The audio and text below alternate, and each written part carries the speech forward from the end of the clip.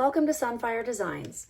Today I'm going to do yet another Dragonflower. If you can't tell I'm addicted, then I don't know where you've been. I don't know, these are my new favorite. I think it's because I've just been having such good luck with them. Knock on wood. Gotta make sure that I keep my good luck here.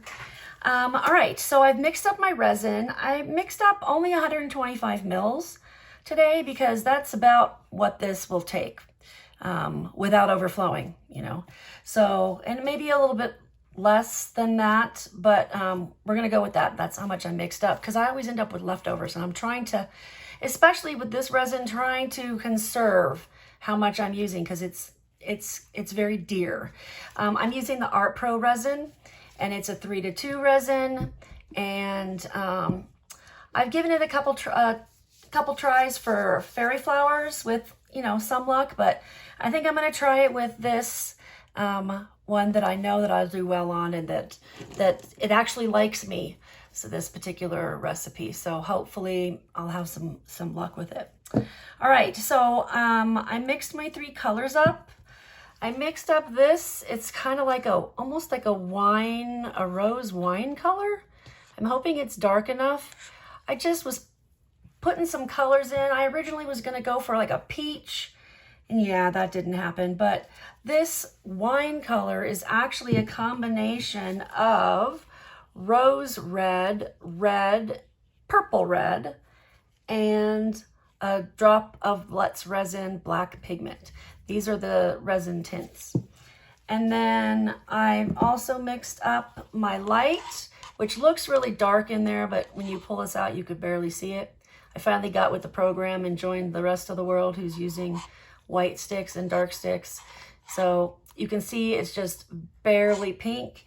And for that one, I used Let's Resin pink tint. Okay, and then I also used the pink tint along with some Cast and Craft in for my white. You can see it's pretty opaque. If you let it thin out and run to the side, you can kind of see the stick through it, but it's pretty opaque. And that's what you want. So at least that's what works for me. Like I said, I kind of came, you know, I've seen them done. I watched videos on them, but I didn't take the actual course. So I kind of been winging it. And so far, I mean, maybe it might not be what a traditional Dragonflower looks like, but I'm super happy with the way it looks. So, all right. So first I'm going to start off, and I'm going to put this lovely wine color into the mold. Sorry, I'm just getting a paper towel so I can kind of wipe up as I go. So it's less cleanup afterwards. All right. So I'm going to go ahead and put this in here. And the little green sticks are my leveling sticks because I don't know why I bothered to wipe that up. I should have realized I have to scrape this. Because like I've said before, my table's not level. So I just use an actual level, and then I put these sticks, which came with my Teak Spurt resin. They have they're gradual. They're not like a sharp increase. They kind of taper up. So I put those underneath and kind of just put them where I need them to be, because it depends on where you are on the table, how much they're off from being level. So that way, no matter where I put it, I can get it to be level and within view of the camera.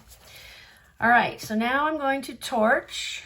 Actually, before I torch, I'm going to take this little tool here, and I am going to go around, and I'm going to kind of sweep the bottom because it's really been giving me good results so I don't get bubbles, because the bubbles like to stick on the bottom, and I found that if you just kind of move this around gently, it will dislodge any of them, and the resin will like resettle back in the same place but without the bubbles. I know that I've seen people pick it up and like drop it a few times to get it to settle, but I can't do that when I have sticks underneath it to level it, because then I'd have to re-level it all over again. So I have found this that works for me, and as long as it still works, I'm going to stick with it. All right, I think I got that. Okie doke. Now it is time for a torch. Okay, so now what I'm going to do is I am going to pour about 1/3 to 1/2 of my light pink into the middle.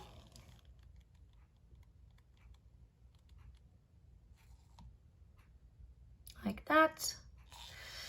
And then the next thing I'm going to do is torch, because those bubbles, you know, oh, I see a bubble sticking there in the middle. Hold on, let me grab something to see if I can dislodge it. I think it came from when I just poured the, oh, no, it's not a bubble, it's just my colors blending. Whoops.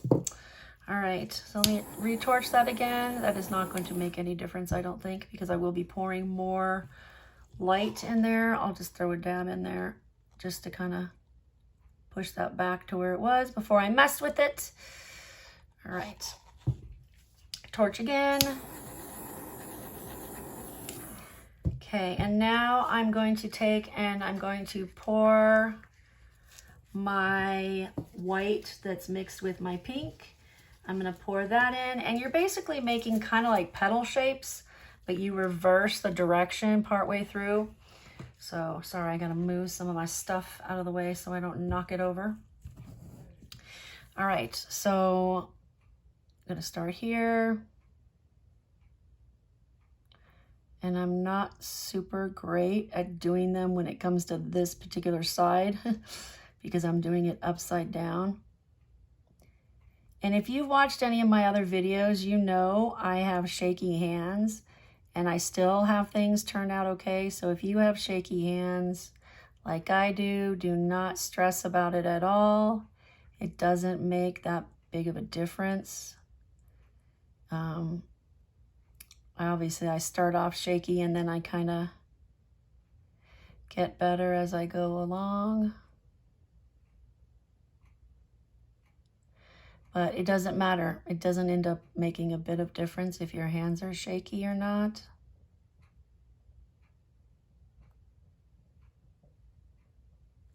Okay, so now I gotta let that sit for a couple minutes so that it can all move in. And what I'm gonna do is, I think I will pause this so you don't have to sit here and wait with me. This is a different resin and it's a little thicker than my other resin that I normally use, so it's probably gonna take it a little longer. I will come back when it's time. Right, I am back. You can see that everything's kind of moved in and it's stopped moving in a lot, so I'm gonna go ahead and pour again. Here we go. I'm not going to worry about if I'm on the same lines as I was before, because I actually would rather not be on the same lines I was on before.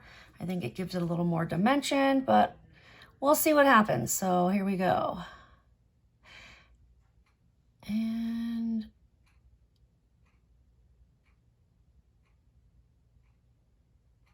sorry if I'm not talking. I'm trying to focus on my breathing so I don't end up making my lines weird. I don't know if you guys do that or not. I tend to kind of hold my breath sometimes when I'm doing things like this that require a lot of concentration, shall we say. All right, so now I'm gonna add the rest of my light pink.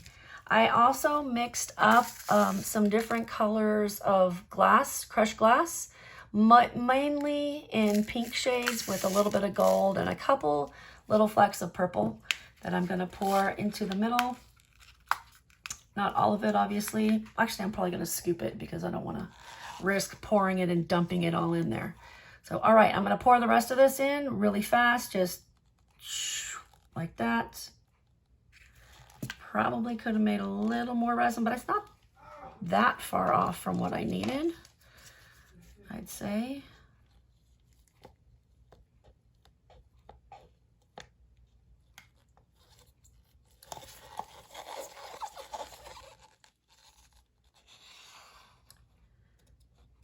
All right, so now before that's working its way in, I'm going to go ahead and put my stones in the center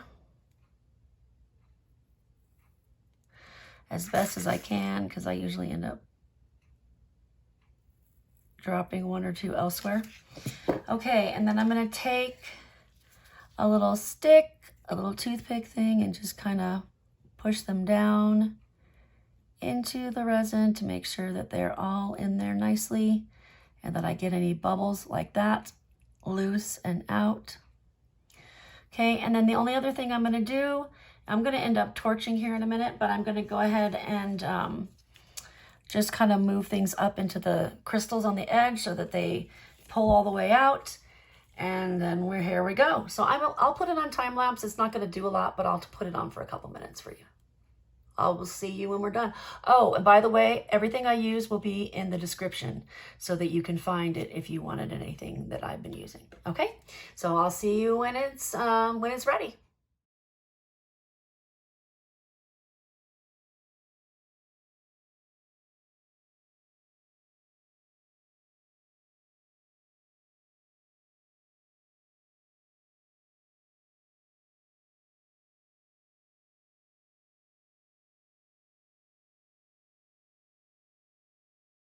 All right, it's unmolding time.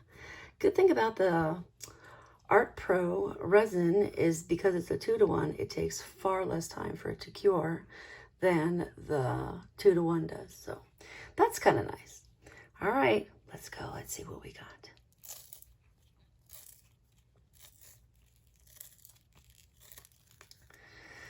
I'm so excited. I hope this turned out. Ready? Ooh, that one came out cool. That one came out a little bit more like a traditional dragonflower. And it's got the petals on the inside, or at least they look more like petals because they're lighter, and then they come out to here. So some of them are, oh, that one looks like an individual petal. And then some of them are just go all the way out. That one doesn't, but that one, well, no, it goes there too.